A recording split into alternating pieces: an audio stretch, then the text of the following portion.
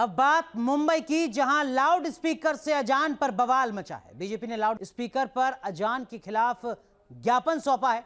वहीं सरकार की तरफ से समाजवादी पार्टी बीजेपी पर सियासत करने का आरोप लगा रही है।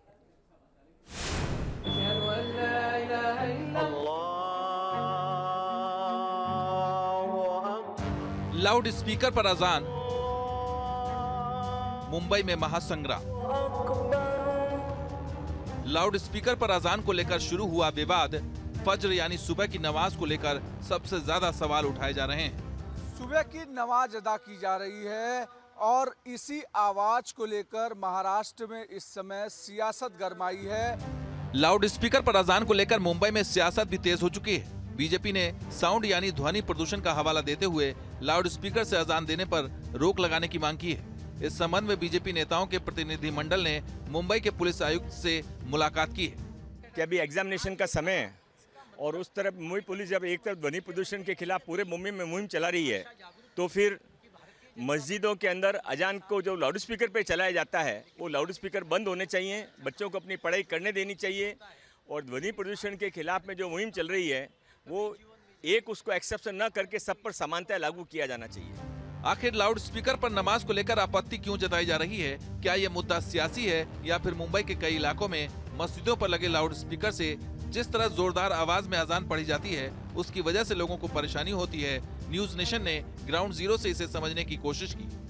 मुंबई के मलाड इलाके में इस वक्त हम मौजूद हैं और एक कॉम्प्लेक्स में इस वक्त हम खड़े हैं और इस कॉम्प्लेक्स के ठीक पीछे एक मस्जिद है और वहां से किस तरह की आवाज, जो अजान की आवाज आ रही है, ये आपको हम सुनाते हैं।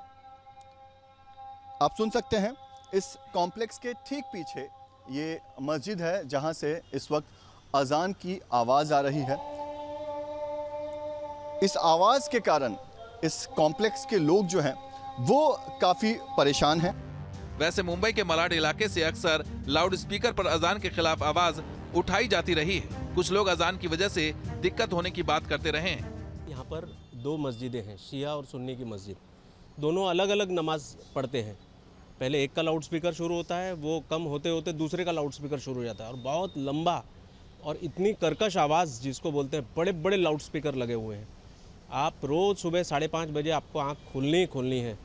अब 1:30 बजे या 2 बजे सोने के बाद में सवेरे 5 बजे इनकी अजान चलती है तो हमारी नींद उससे खुलती है। अब ये इतनी दूर होती है फिर भी इतनी ज़ोर से हमें आवाज़ आती है उसकी। मुंबई पुलिस कमिश्नर को सौंपे ज्ञापन में बीजेपी ने कहा है कि मुंबई पुलिस की ओर से ध्वनि प्रदूषण को रोकने के लिए कार्यक्रम आयोजित किए जा रहे हैं, लेकिन अलग अलग वजहों से मुंबईकरों को ध्वनि प्रदूषण का सामना करना पड़ रहा है। इसमें मस्जिदों के लाउड स्पीकर से दी जाने वाली अजान भी शामिल है, लेकिन समाजवादी पार्टी बीजेपी के तर्क को बेतुका बता रही है।